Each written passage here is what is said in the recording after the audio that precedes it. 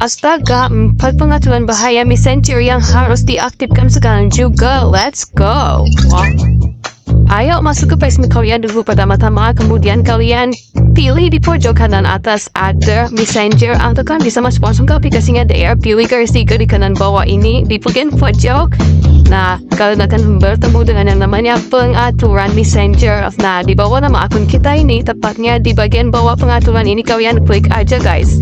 Nah, setelah itu langsung kalian fokus kepada beberapa elemen yang harus kita atur turun ke bawah untuk mendapatkan bagian privasi dan keamanan ini. Kalian klik untuk mengatur semuanya. Mulai dari yang pertama, harus aktifkan tombol kunci aplikasi supaya Messenger ini, Facebook ini itu bisa aman dari hackers yang mau menyelundupi itu aplikasi kita guys. Nah, setelah itu kalian masih di lokasi yang sama, kita masuk ke obrolan end-to-end ini dan kita kelola bahan keamanan yang kita harus minta bahwa dia harus mengirimkan laporan ke kita bahwa ada yang mau masuk ke Messenger kita atau sekedar mempelajari pesan masuk di dalamnya. Makanya aku tingkatin jauh ini guys, supaya orang yang mau inbox kita pun gak langsung masuk ke Messenger kita, harus berdasarkan diri kita dulu. Yang ketiga, penelusuran situs web. Supaya kita aman, maka ini harus kita aktifkan tombolnya guys, karena ada ternyata perangkat-perangkat lain yang berusaha mencuri informasi kita di dalam Messenger ini guys. Jadi harus diaktifkan ya, supaya tetap apapun di Facebook juga aman. Selanjutnya kita turun ke bawah, kita lindungi dalam panggilan. Nah, jadi kalau kita aktifkan ini, panggilan masuk atau keluar kita itu tidak mudah dilacak oleh situs lain atau pengguna perangkat lain guys. Itu aja dari Bunda, salam cinta. Pembaharuan terbaru di Facebook.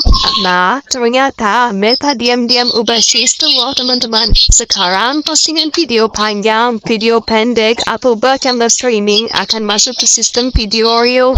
Nah, tapi tenangnya buat teman-teman yang posting VOD atau posting video panjang, postingan teman-teman akan tetap tayang utuh, artinya tidak akan terpotong-potong. Nah, kabar baiknya juga, semoga aja dengan sistem menyatukan video seperti ini, postingan kita akan lebih mudah dijangkau orang. Semangat terus postingnya, jangan lupa share video ini biar orang lain tahu akan informasi ini. Stop mikirin bagaimana caranya untuk FYP, tapi yuk belajar bagaimana untuk membangun personal branding. Membangun personal branding itu sangat-sangat lebih penting ya teman-teman untuk jangka panjang, atau supaya kita bisa dikenal dan sukses menjadi content creator.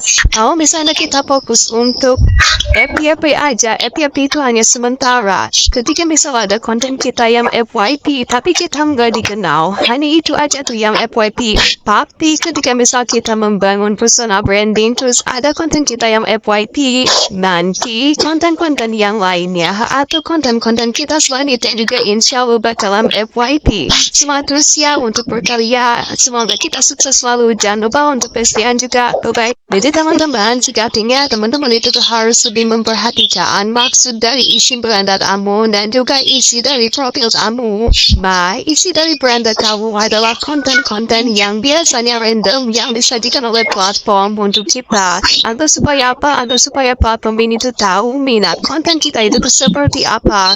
Nah, sekarang pertanyaannya, gimana supaya platform ini tahu bahwa kita itu menyukai kontennya seperti apa? Ya tentunya platform ini bakalan mengetahui dari reaksi kita sendiri ya teman-teman. Contoh, platform ini ngasih 3 jenis konten yang berbeda di berada teman-teman. Ada konten jenis hiburan, konten jenis masakan, atau juga konten jenis edukasi yang bisa menghasilkan cuan seperti ini. Nah, ternyata kalau misalnya teman-teman lebih menyukai konten edukasi yang bisa menghasilkan cuan dari sosial media, teman-teman reaksinya bakalan nonton video itu sampai habiskan. Atau kalau misalnya serasa video itu bermanfaat, teman-teman bakalan share atau bakalan share juga videonya. Atau juga teman-teman bakalan komen untuk bisa bertanya kepada konten kreatornya kan. Nah, dari sinilah platform ini mengetahui bahwa kita itu tuh lebih suka konten edukasi ketimbang konten hiburan dan juga masakan. Nah, dari situ juga platform ini bakalan sering lebih banyak memunculkan konten-konten edukasi ketimbang konten masakan dan hiburan. Agar